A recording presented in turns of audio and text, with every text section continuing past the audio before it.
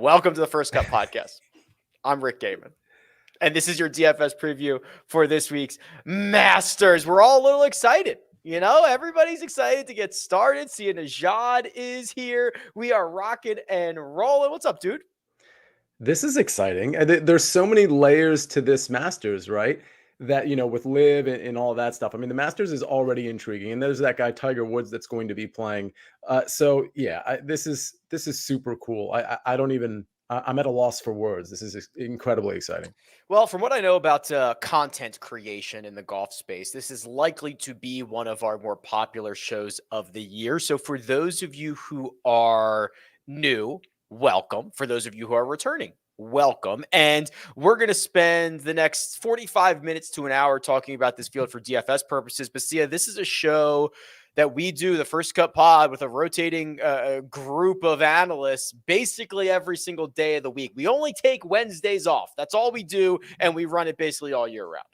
And you know how the show goes, right? Like in 6 months, there'll be no Wednesdays off. I mean, we're just going to have content every single day. But yeah, I think this show is one of a kind, right? 6 out of 7 days where you get recaps every day, you get DFS picks, you get betting picks, you get world-class analysis from guys like yourself, Mark Immelman, Kyle Porter, Greg DuCharme, among others.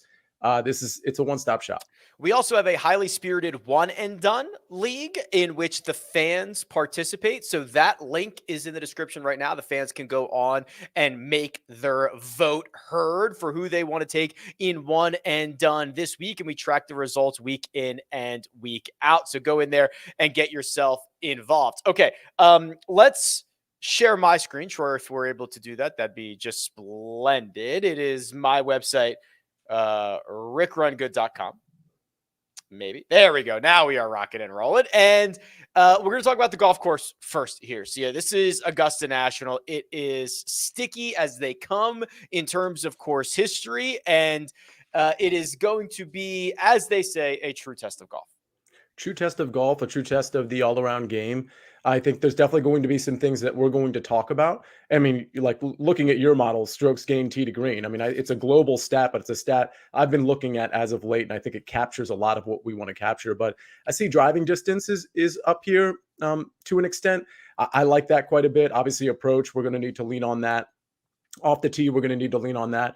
Around the green is one thing, Rick, that I usually am lesser on than the field. So, obviously the complete game is important here. So around the green is going to be really, really important. Putting, we see this in the model. It's kind of diminished here a little bit.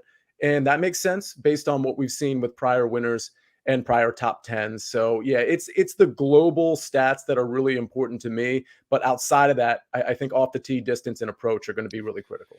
Yeah, so the way to read this model and what this model does, it looks at, the last handful of years of every single stat that we have on the PGA Tour, and it has looks at all the results for each golf course, and it finds the types of golfers who have success.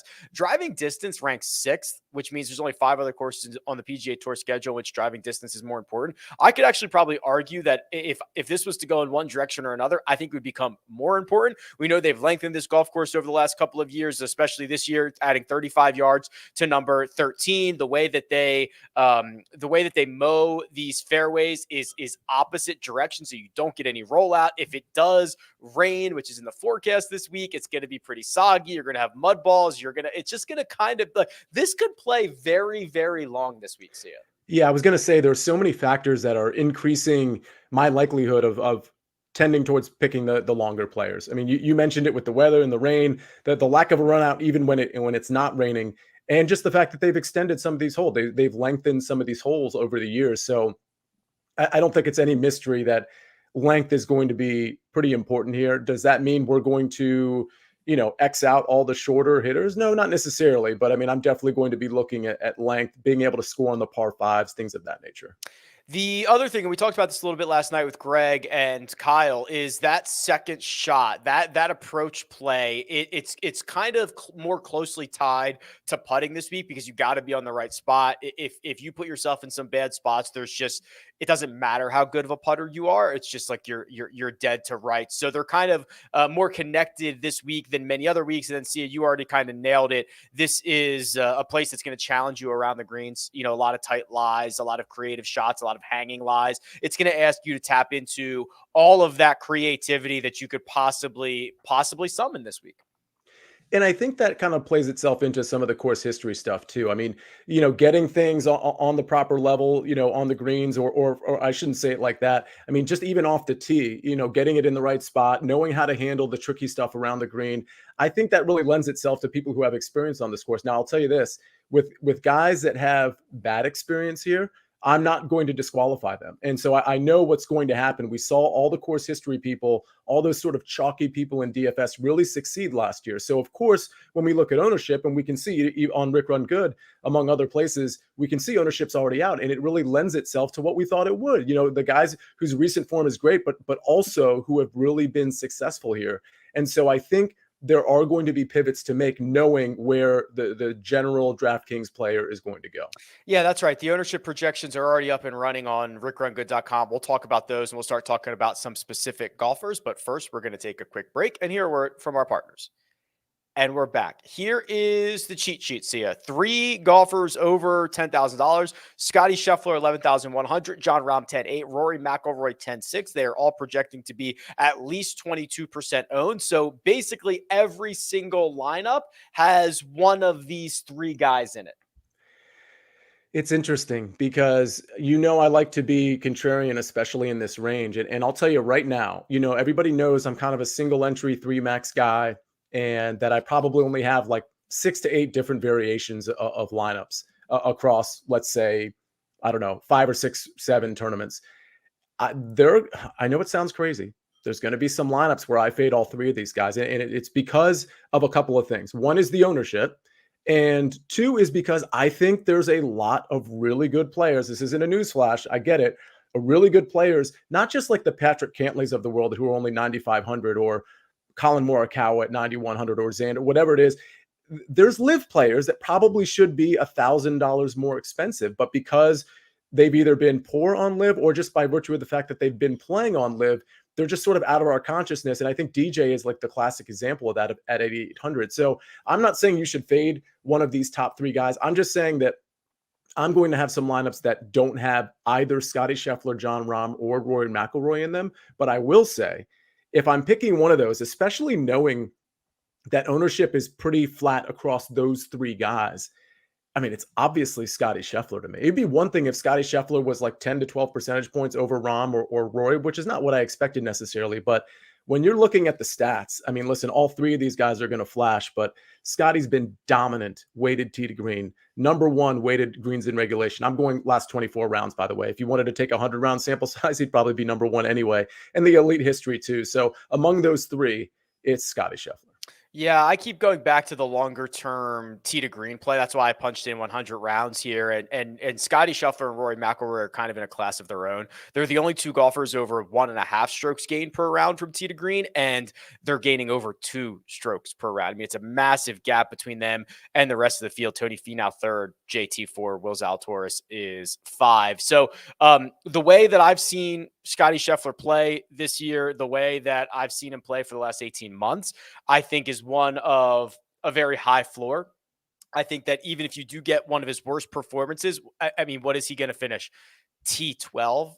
That's kind of what it feels like at the moment. And then if he gains 1 or 2 strokes with the putter, he might go on and win the golf tournament. He won the Players Championship by gaining just a hair over 0.11, and it took a pretty decent putt on the 18th hole to actually get him into positive strokes gained putting for the week. So yeah, Scotty is absolutely phenomenal. Rory McIlroy is kind of my plan B here, Sia, because of the tee to green play, because of his history around Augusta National. I mean, all these guys have pretty decent history. I'll pull up Rory's here, and I think it was Mark who has said in the past, like, Rory can roll out of bed and finish inside the top 10 at Augusta National, and it kind of feels that way. The backdoor runner-up finish last year, the T5 in 2020, and then just piling up top 10 finishes over the last, decade or so has been the story for Rory around this place. And then just by virtue of a 1A, a 1B, there has to be a 1C. And it's not really anything I have against John Rahm. It's just kind of he's the odd man out for me at the moment. Yeah, and one thing, yeah, and by the way, if you want to play John Rahm, like more power to you. John Rahm, we know can explode at any given moment. Obviously the ball striking has been lacking over the last few tournaments, but is he going to just rekindle the magic immediately? Yeah, probably. He's John Rahm. The one thing I want to point out about Rory is, I know Scotty won last year, but tee to green, Rory was actually better. It was just that Scotty was 3 strokes better with the putter than Rory McIlroy. So it's just something to consider. I mean, obviously Scotty is the defending champion, but if Rory was a, I shouldn't say a zero putter, but nearly close to a zero putter, this thing would have gone to a playoff or he would have won the tournament. So he's definitely hungry, and I definitely think when you're measuring him against Scotty, it's perfectly reasonable to pivot over to Rory. Just kind of looking at the last 5 years of history for these guys, there is combined uh 2 finishes outside the top 25. John Rahm finished 27th last year. Rory missed the cut in 2021. Every other finish for these guys over the last 5 years, all three of them combined, are top tens, and obviously the lone win goes to Scotty last year. So you're going to be hard pressed to kind of split hairs at the top of the board, but you're going to have to. The 9K range introduces a lot more intrigue, I suppose, Sia, because you do get Cam Smith here at $9,800, the first live golfer that we've encountered. Justin Thomas is here at 93, Jordan Spieth 97, Patrick Cantlay 95, Max Homa 92, Morikawa 91, and Xander Schauffele at a flat $9,000. So this is where I think you can start to separate guys from one another, look at their salaries, look at their projected ownership, and start making some decisions. Patrick Cantlay for me. I really like him at 9,500. I understand that the history here isn't pristine, but like that's the thing. We're getting an ownership discount because of that, and because of what happened last year specifically, where everybody was like, "Man, just take the guys with the good course history." At 9,500, especially looking at his ownership, where it's at this point, it'll probably grow, but at this point, we're looking at around 12%. Like that's pretty low, especially compared to some of the guys that are right next to him, like Jordan Spieth is let's see, like 23% right now. I mean, it's pretty crazy. So I'm happy to go to Patrick Cantlay. Weighted tee to green, he's second over the last 24 rounds. And keep in mind, he's 9,500. He's pretty far down on this list. He's third in weighted greens in regulation last 24 rounds. Again, the history, I'm just not super concerned about it. I like the fact that players have history on this course. If it's bad history, I'm okay if your name is Patrick Cantlay. The other two guys that intrigue me, you mentioned one of them, Cameron Smith at 9,800. Now, he hasn't been really good on live this year. T26 last week, live Orlando, T5 at Mayakoba in February. So he's put some semblance of a game together. But I think Cameron Smith, knowing that people aren't really going to go to him and knowing that he doesn't really seem like a great course fit next to some of these guys that he's priced next to, I think he's a really, really interesting option at 9,800. The last guy is Colin Morikawa. If his ownership number stays low, and when I say low, I'm talking like 10 to 12%.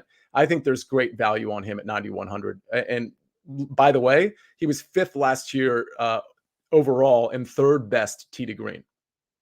Yeah, he was phenomenal last year. He gained nearly 11 strokes from tee to green. He gained 6.8 in the ball striking categories. He looked like just vintage Morikawa 2022 Masters. I want to circle back on Cam Smith because he just wrapped up his presser and he was pretty candid about the state of his game and saying, it's not as good as I would like it to be, but sometimes you come to a place like this and you can just kind of find something and it sets up really, really well for him. I was a little bit surprised to see.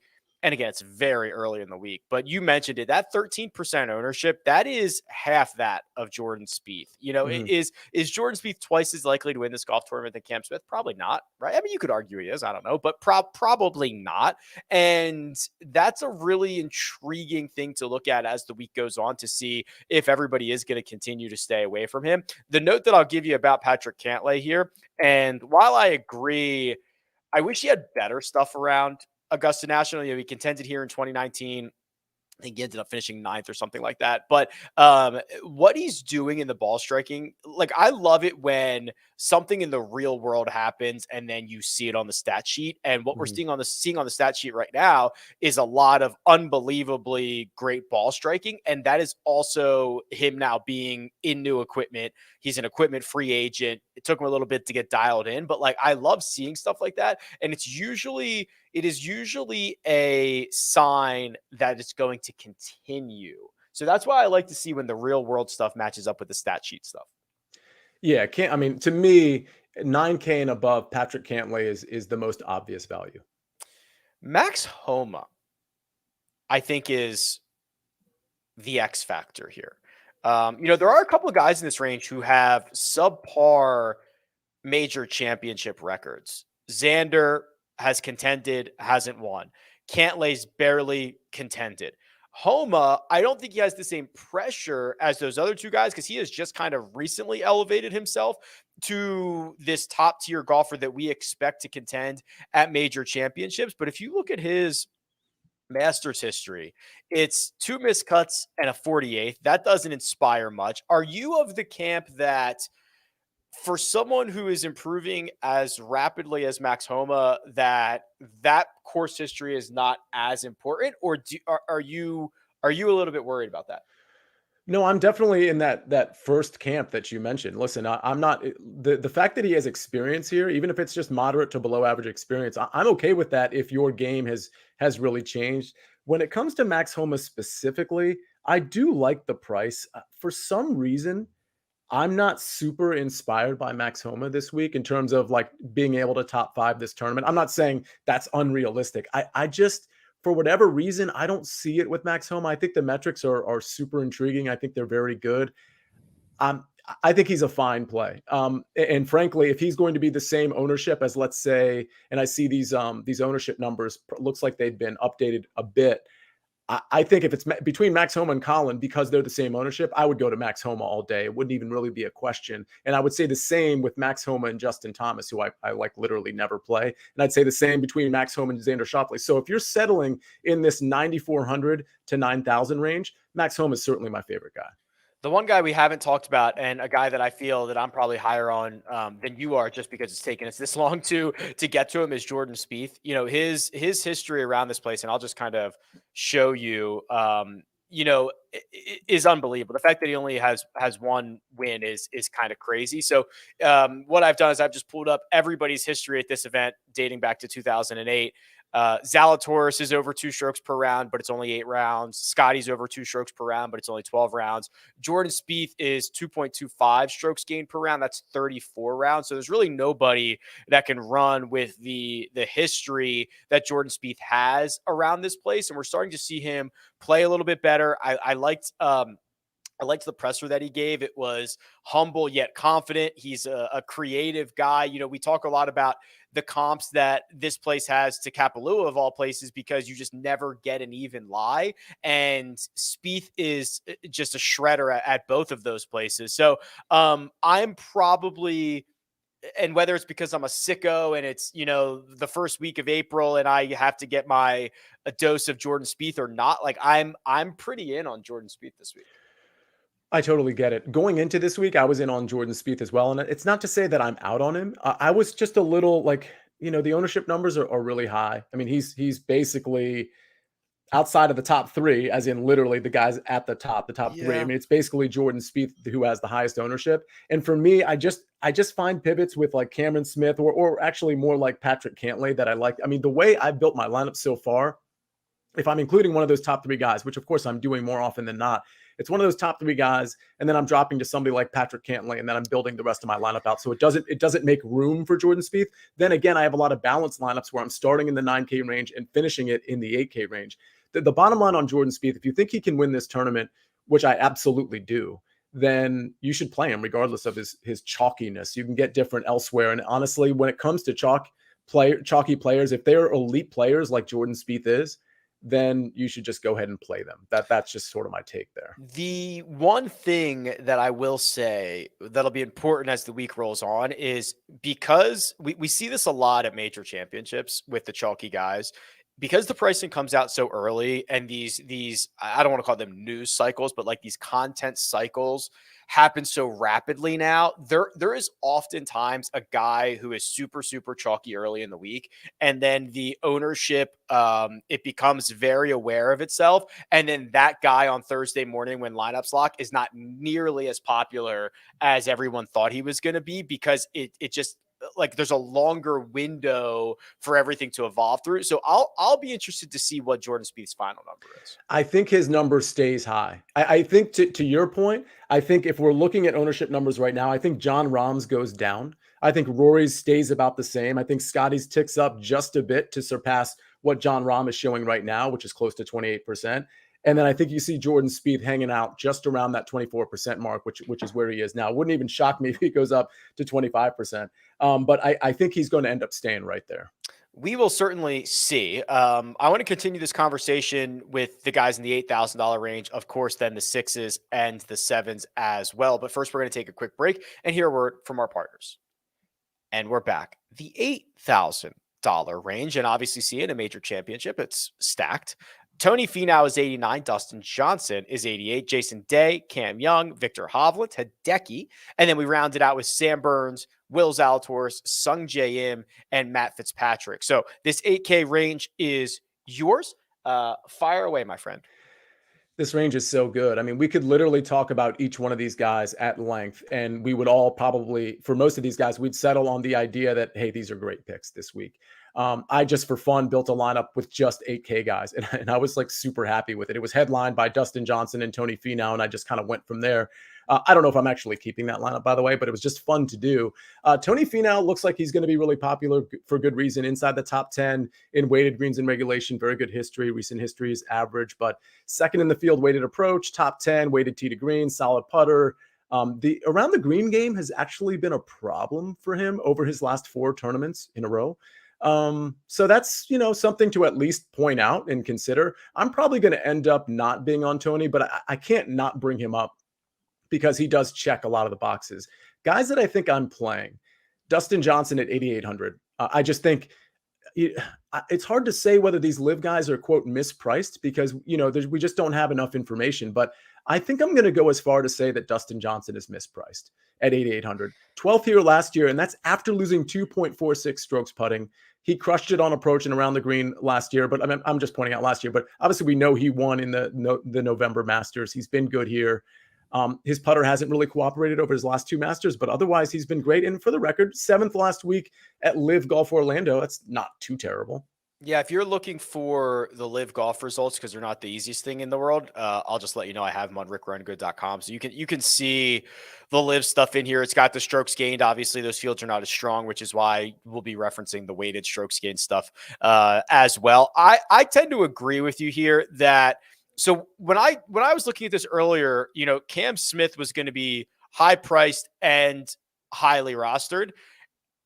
Which is not really shaping up his ownership numbers coming down a little bit. But the DJ kind of mispriced, low ownership, certainly high upside. If you go back and look at the best players at Augusta National, I mean, if you do it since 2016, which is a little bit more recent, obviously, nobody's been better than Dustin Johnson with at least 9 rounds, right? So, I mean, I think there's a lot of really good reasons. If you're going to take a flyer on a live guy, because we don't know how much they've been playing or if it matters if they beat up against, Chase Koepka and Siwon Kim or whatever. Like, I think DJ's the right flyer to be taking.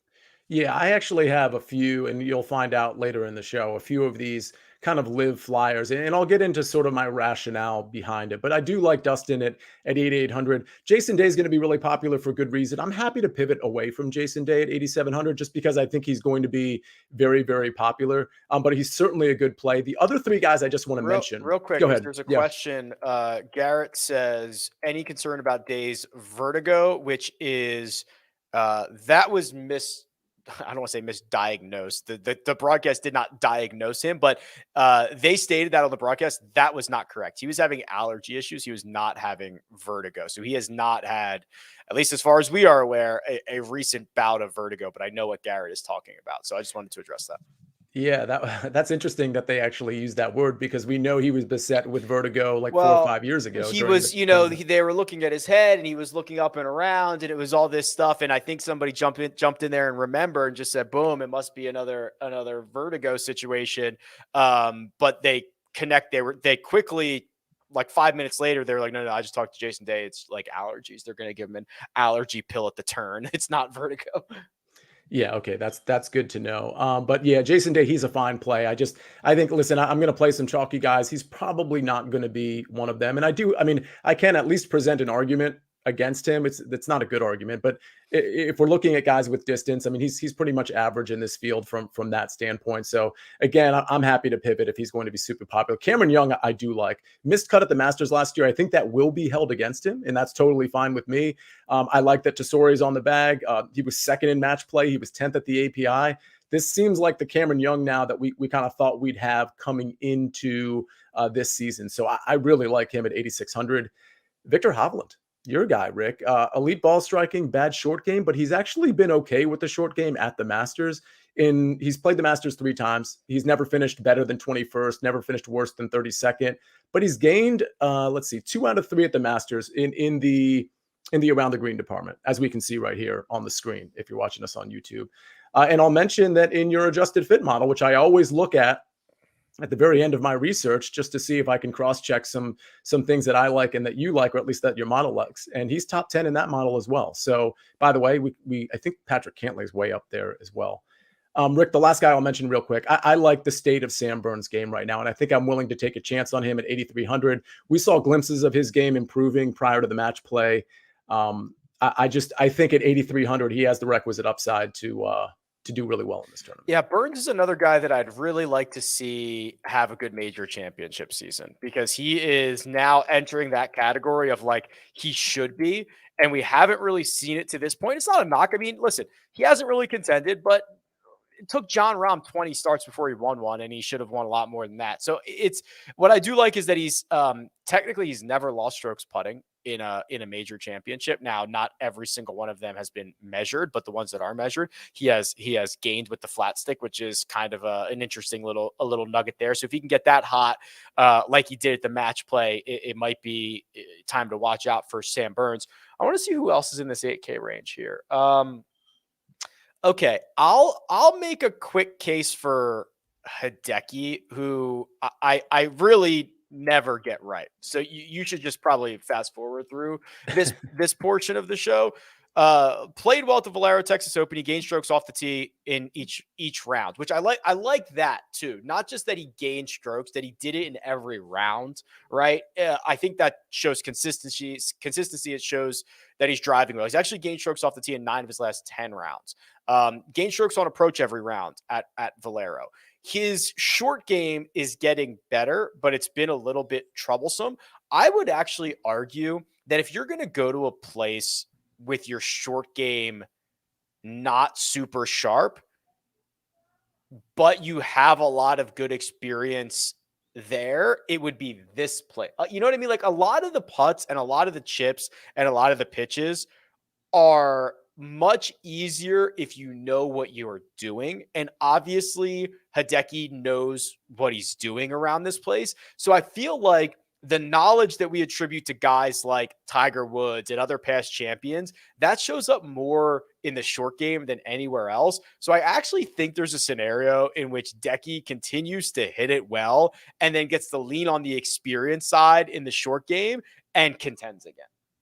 Yeah, I don't hate that, especially at his price. And I'm gazing at his ownership right now. I can't imagine his ownership is going to be super high. No, it looks like it's probably going to be 10% or lower. I don't know if I'm going to get around to Hideki. I didn't get around to him last week either, and I was starting to regret that on Saturday going into Sunday. But I don't mind that play at all. I think there's definitely upside there. We know he can win the Masters, obviously. Yeah, certainly he can. The $7,000 range. This is where you get the bulk of the live guys. I'm not going to read them all off here, but you've got at the top Lowry and Hatton. A little bit further down, you get like Brooks and Corey Connors, both coming off victories last week. In the middle, you're going to get Tiger Woods. He's at $7,300. And then the bottom of this range is Sergio, Russell Henley, Billy Horschel. So there's a lot to unwrap here. There's live guys and Tiger and everything in between. So where do you want to start?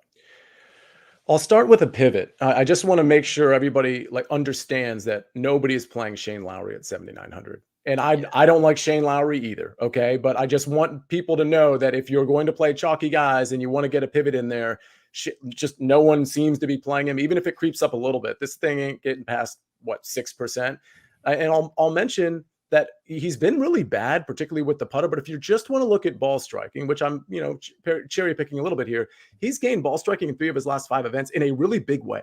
8.11, 8.94, 4.87. The putter's just been really bad. His last 3 at the Masters, though, 3rd, 21st, and 25th. And he's gained with the putter over his last 2, 5.66 and 1.85. So this might be a scenario where, similar to what you were just saying, Rick, about Hideki, where, your putting game is bad in a poor state right now, similar to what you were saying about Hideki around the green. But, you come here and you kind of know how to do it. And I just think Shane Lowry at 7,900 is at least worth the mention. The 2 guys at $7,600 who are coming off wins, obviously they were priced before those victories happened. Brooks Koepka, Corey Connors. And both like have more cases to be made. Brooks at a major championship is obviously always very appealing if you think he's going to play well. And then Corey Connors has 3 straight top 10s here. So those guys at 7,600 are probably going to catch a lot of steam over the next couple of days. Yeah, and it looks like Corey Connors is already, catching that steam, and that makes sense. I'm going to be a fade on Corey Connors. I'll just let everybody know right now. The popular 7K chalk, it's just not going to be for me, even though Connors has shown it at the Masters before. I'm on the fence about Brooks Koepka. Obviously, he has great Masters history, not necessarily great recent Masters history, but great Masters history. I like the fact that he won last week. It kind of obviously shows me something about the state of his game. It's likely going to be a pass on him, but I don't hate it. Guys I like that have actually played this course before, and then I'll mention 2 that are debutantes. I think Niemann is really interesting. I'm actually surprised he's getting any ownership, but he's barely, he's not even touching 10% yet. Excellent on live in the fall. He's fallen off since, which doesn't really bother me too much. And to me, he checks a lot of the boxes, including off the tee, approach, and greens and regulation. And I don't know. His experience here is okay. But I just think he's one of those guys that could really surprise us. And for the record, recent history on live, I am largely discounting. And I think there's sort of a psychological reason for that.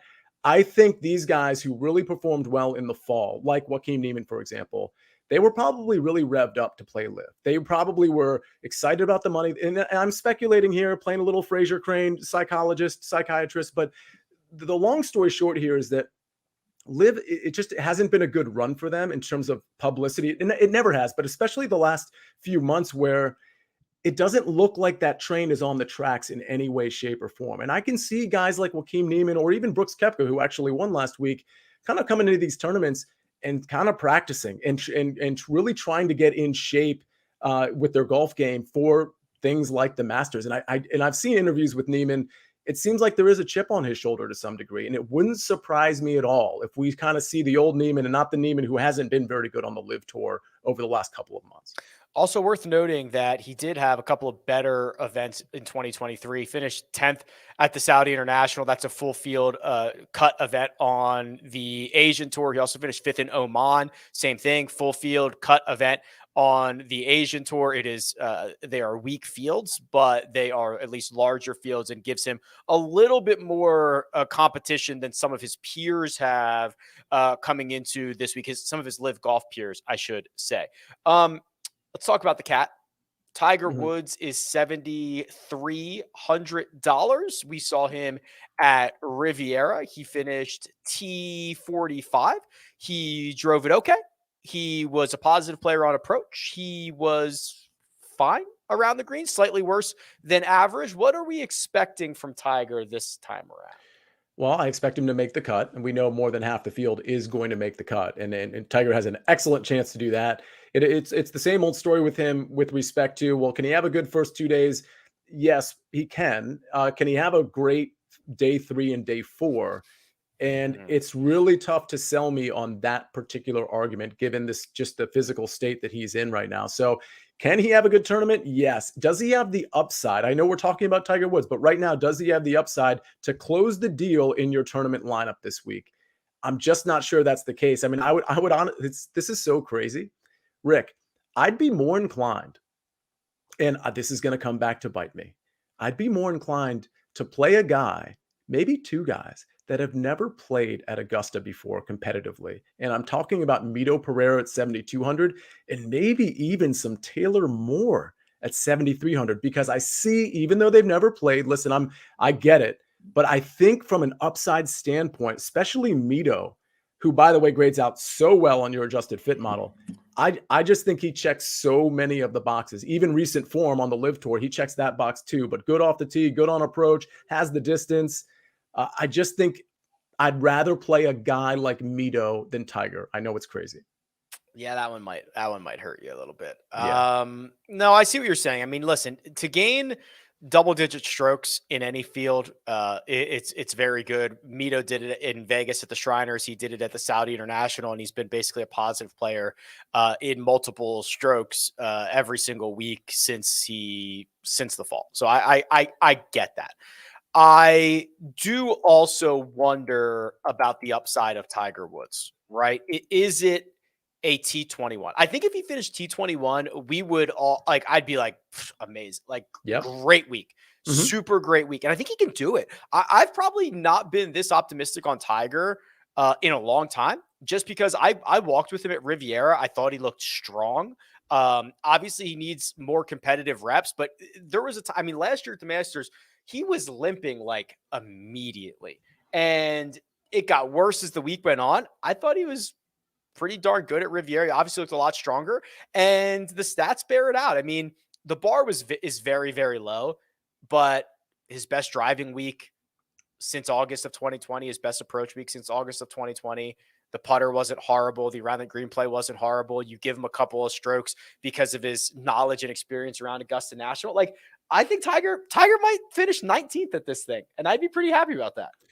I think there's even an argument that he could finish a little bit higher than that. I wouldn't be willing to put my money on that. Okay. One other guy I want to mention in this 7K range that I would be willing to put my money on, I know a lot of people already have in the outright market, is Min Woo Lee at 7,600. We know he was T6 at the Players, which is incredible because he lost almost 6 strokes on approach. He literally lost 5.82 on approach, and somehow, unless I read that wrong, he gained 7.7 with the putter. Amazing. But the good news there is that that's not really the normal way for Min Woo Lee. He can be very good on approach, very good off the tee. He was 14th at the Masters last year, which I have a feeling people are going to see that. They're going to see the 7,600 price tag, and his ownership probably goes up just a little bit.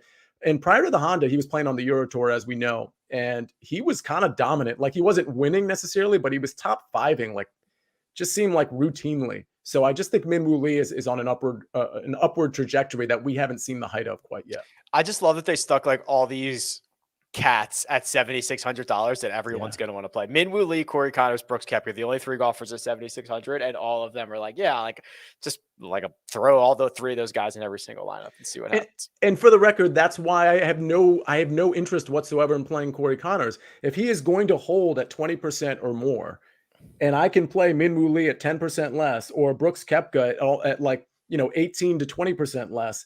I mean, even, Adam Scott and I don't want to go with Sahith, but there's so many people that kind of are in that conversation. There's just no reason for me to bank on Corey Connors being good at the Masters yet again. I understand why he would be, but I'm just not willing to buy that ownership. How many lineups would you have to play before Bryson DeChambeau made an appearance? I'm not even trying to be funny. It would have to be 50, the 51st lineup. I would pepper in Bryson. Okay. I mean, honestly, that's pretty fair considering he's like 2% owned. So if that would basically put you on par with the field. Yeah, and knowing that, I would have to play a couple more with Bryson just to be over the field on him. So that's the good news. If you want to take a shot at Bryson, you don't need to do much in terms of incorporating him into your lineups. Yeah, if you play him in 1 out of 10 of your lineups, you are going to be like 5 times the weight of the field. There you go. So you don't really have to do much because, I mean, the recent form is not good. The Masters history is not good. Pretty ugly scene.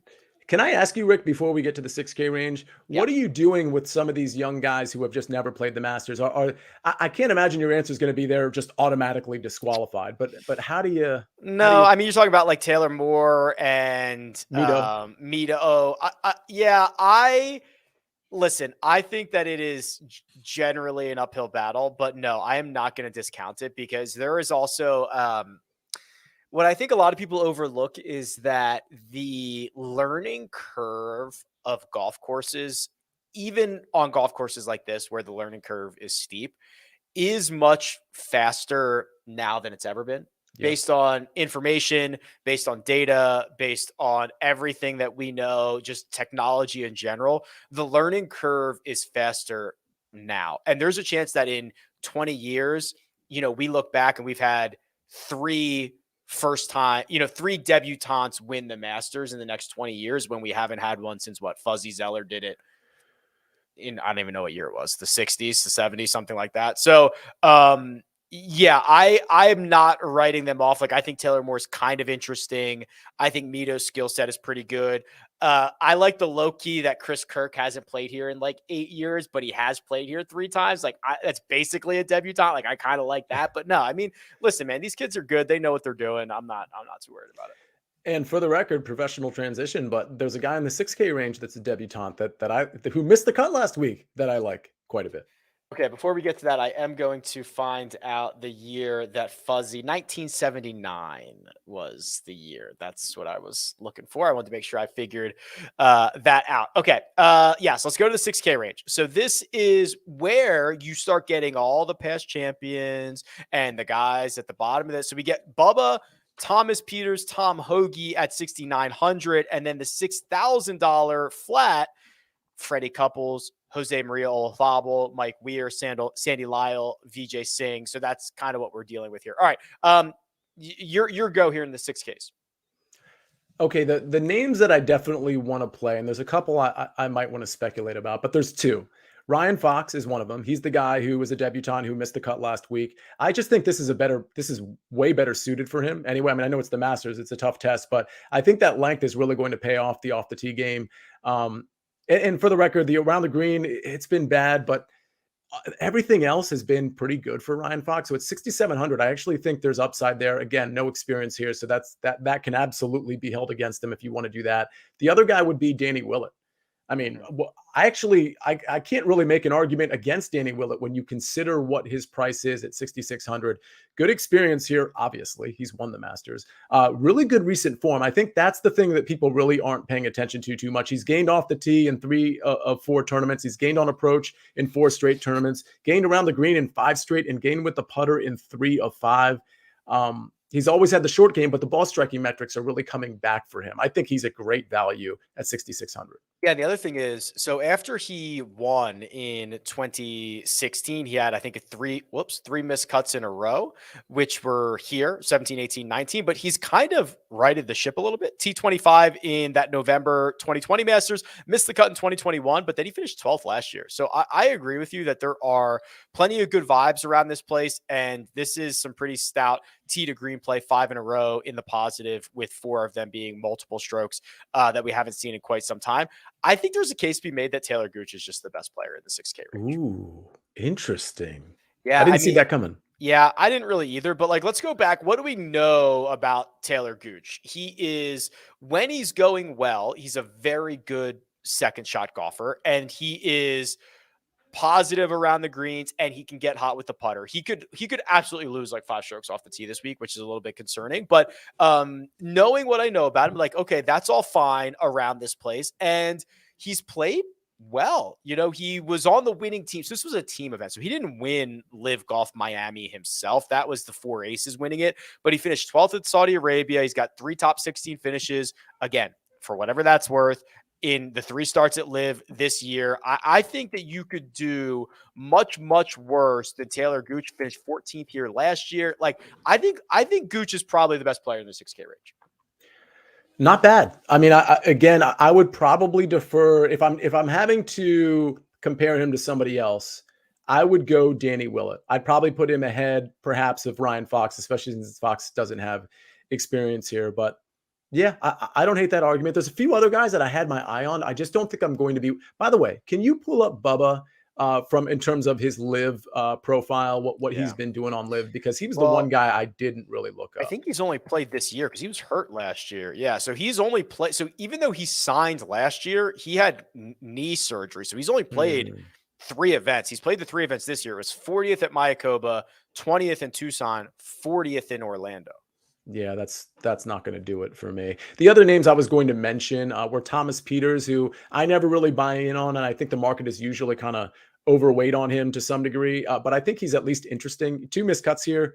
was really bad last year at the Masters, but I don't know. I feel like the potential's there. And then Charles Schwartzel at 6,400. Yeah. Last 3 at the Masters, he's been top 26 or better. He's been hit or miss on the Asian and the Live Tours, but he certainly has the game to survive the Masters, as he's shown the last few years. Yeah, that was the other one too. I mean, I don't even mind. I mean, the 6K range, I don't really care if you're either going to gain 7.5 or lose 7.5. Just do one or the other, right? I don't really care. Just don't be tour out. Like, I'd rather you be volatile in that range. Right. Yeah, exactly. Again, 6,400. It's nice price relief if you need to go down there. Okay, cool. Anybody else that we need to talk about before we move on?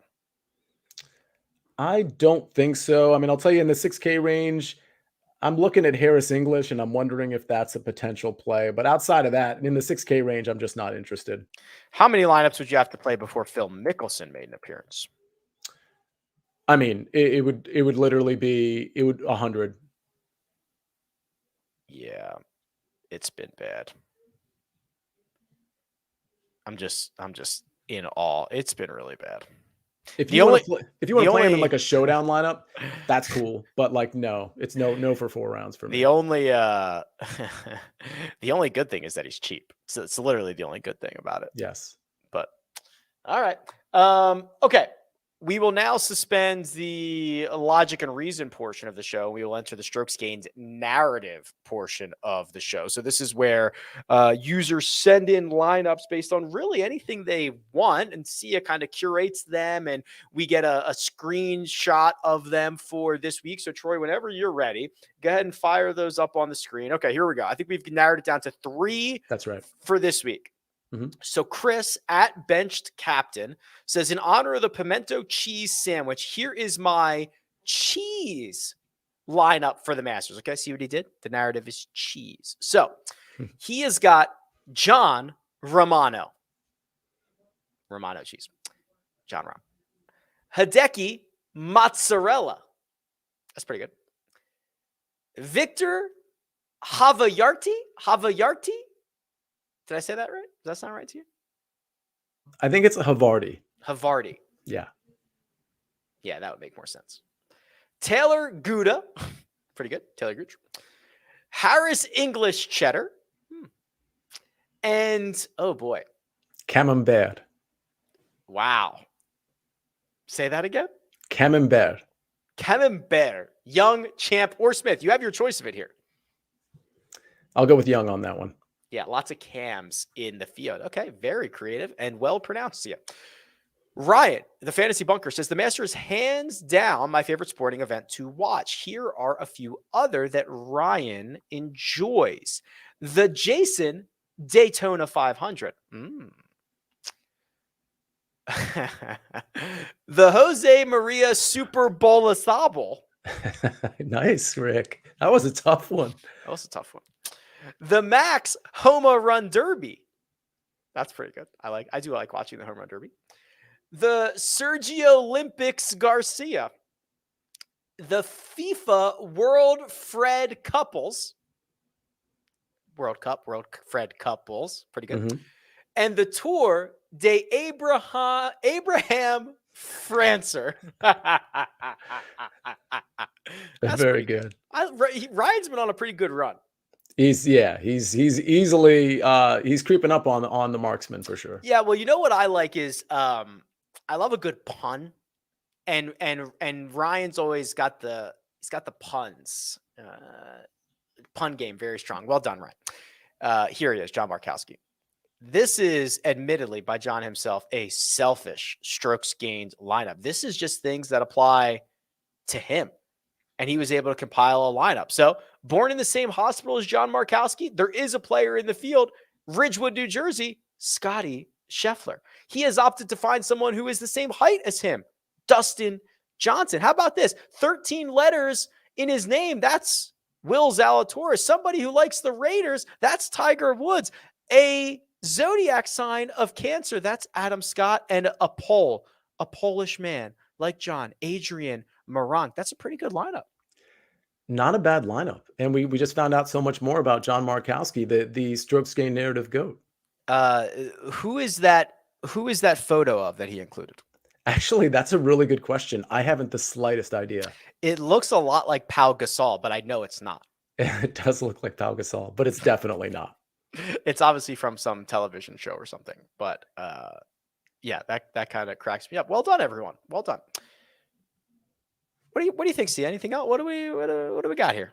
Well, what did you think about my psychological rant about, well, maybe in the last few months, most of these live players just haven't cared because the whole live product has kind of like started to fall apart. And they're probably going to these tournaments being like, well, I've already been paid and I'm just going to kind of work on my game here, work on my game there. I really don't care to compete until I get to the Masters. And then I've got this huge chip on my shoulder. I'm going to cash it in when I get to Augusta. I think I follow the first part. Cam Smith, to his credit, I thought he gave a great presser today. I thought he was very candid. I thought he was very transparent. I thought that he addressed everything that he was asked. And he kind of said, like, I haven't put in as much work this year. Mhm. He's like, I spent a lot more time at home. Last year during the winter, I stayed in Ponte Vedra and I grinded on parts of my game that I knew needed work. And I felt really confident to start the year. And he's like, I didn't do that this year. I just didn't. And now he didn't say it's because I took the money and I went to live and I partied and I went home and I didn't care. He didn't say that part, but he did say, like, I did not do that this year. And I do wonder if there are guys that, anytime you go through a major life transition, which is what this was for them, Mhm. that being in your routine and grinding on your game could have easily been a smaller part of your focus. So I'm on board with that part. I find it hard to believe that guys can flip the switch. I think they tell you that they can, but I don't know if there's a lot of evidence for just being like, okay, this is the week I'm going to start playing well. I think that if they could do that, they would flip it a lot more frequently. Yeah, but I think that second part, I'm not necessarily even saying they're flipping the switch per se. I'm saying that they haven't really cared to win and they've more cared to just work on their game. Like maybe they haven't been doing, like, to me, it just it lends itself to, well, I'm not going to practice on my own time. I'm just going to take this time off. I'm going to practice during these live tournaments, and all with the foresight of knowing there's a huge, the biggest tournament is coming up. So my whole point is, if you were going to be kind of readying yourself for anything, it would be for the Masters, and it wouldn't be for Live Orlando or Live Miami or Live anything really, because again, you've already kind of cashed in and you're in these fields that are probably not super motivating. Now you get to go back to the PGA Tour in some respects and be like, okay, I'm still here. It's going to be awesome to watch. Mhm. I hope it is a highly competitive week, and I hope that the weather holds out. It doesn't look great at the moment, although there's this weird little, like, I swear there's been a lot of bad forecasts for Yes. this week, and then it's like Augusta National has a dome over it, and the storm just like turns right or turns left or whatever. But fingers crossed that we get a pretty clean week this week.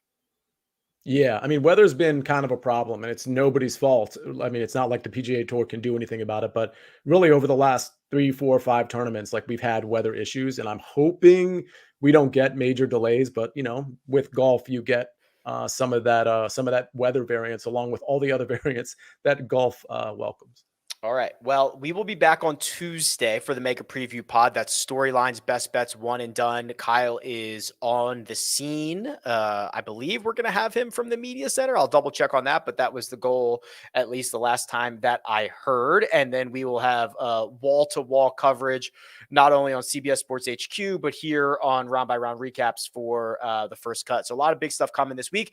Make sure to get your one and done selections in for the fans. That link is in the description right now. Big thanks, producer Troy, doing all the hard work behind the scenes. Sia Nejad, available on Twitter at Sia Nejad. And you can find me at Rick Run Good. This has been the first cut. We'll catch you next time.